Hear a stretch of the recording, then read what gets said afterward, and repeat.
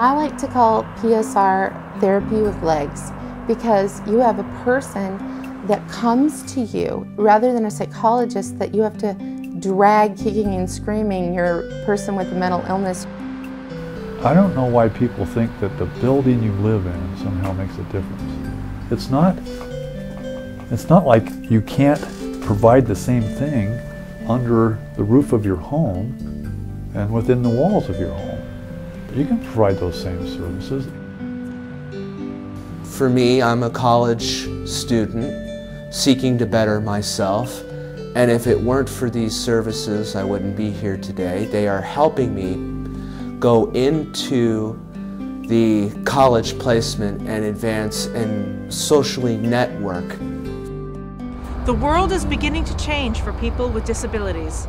Where once such individuals were restricted by a wall of segregation and stereotype, they're now living full, independent lives. Much of this newfound freedom can be attributed to new options in the services provided to men and women with disabilities.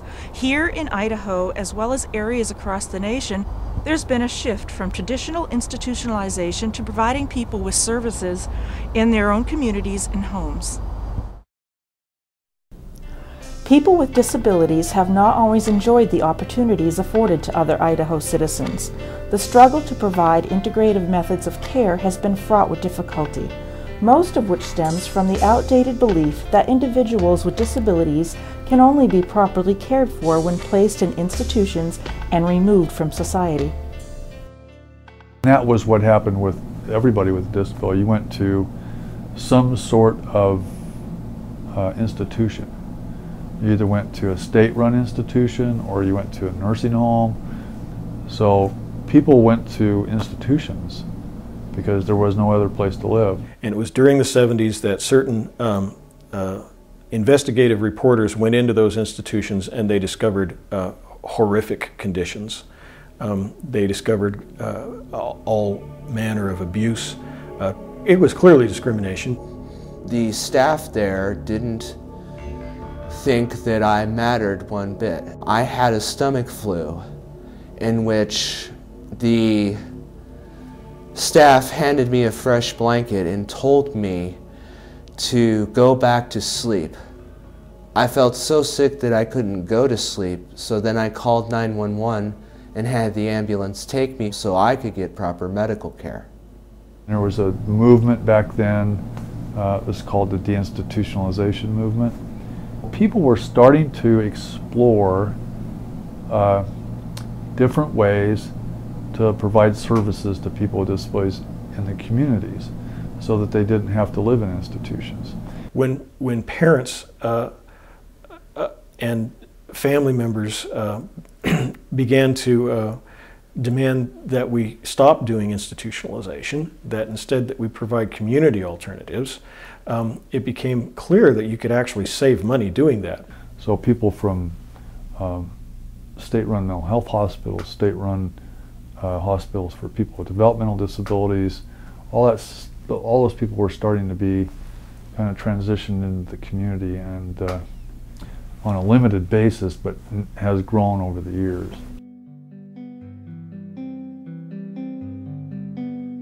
The therapists we've had some very good ones that have been able to teach her in ways that I couldn't teach her. Having the IBI therapy has helped her to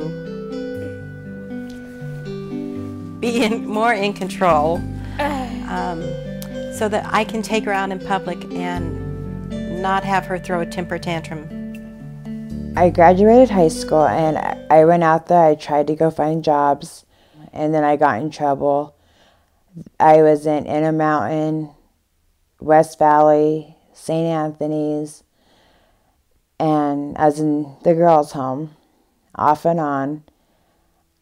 I didn't know there was help out here. As a therapy tech, you teach them life skills, skills to handle social life out in the community, how to interact with other people, blend in, not to stand out.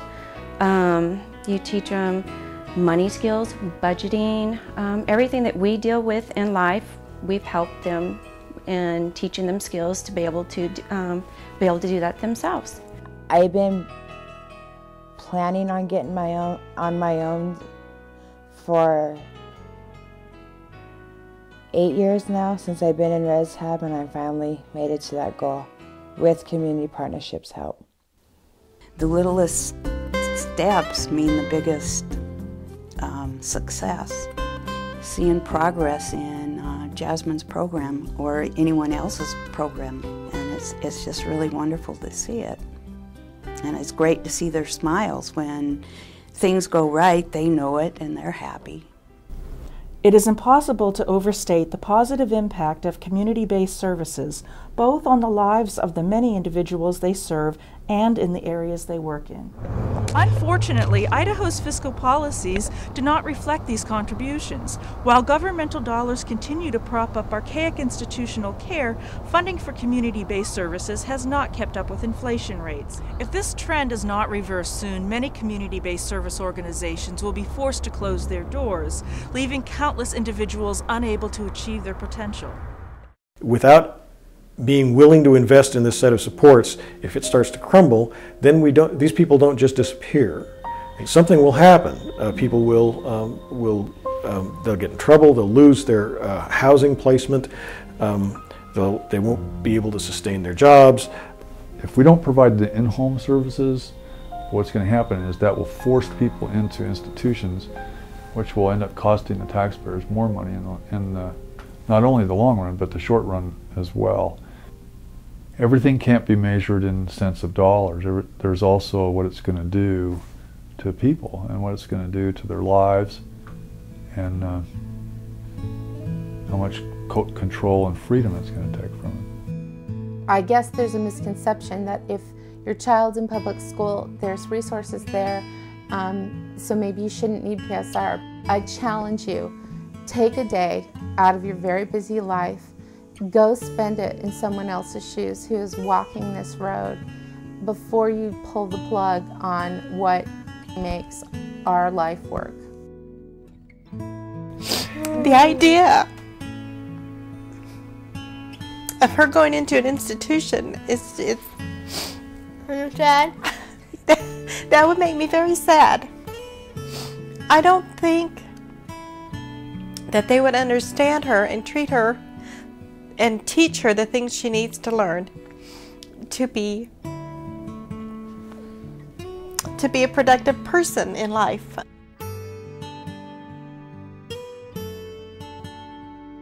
I can see her going back into the wheelchair and staying there, and that would be totally sad.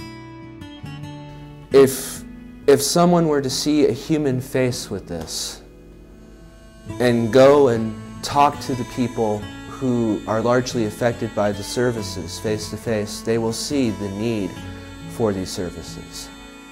In good economic times, we did not make the investment that we should have made in our community support system. Now it's going to take a lot more courage, but it's more important than ever that we invest in this infrastructure and keep this community support system alive. Because if we don't keep this community support system alive, we cannot go back to the old system. The citizens of Idaho who live with disabilities are not so very different from those who live without them. They desire the same opportunities and the same freedoms that their neighbors enjoy, and they want to become an integral part of the communities in which they live. Most importantly, they want to be empowered to determine the destiny of their own lives. Each of us can aid in providing our fellow citizens with these fundamental rights. By supporting community-based services, we are supporting the tools that will allow these individuals to achieve their dreams of independence and amalgamation into society. What investment of greater importance can there be?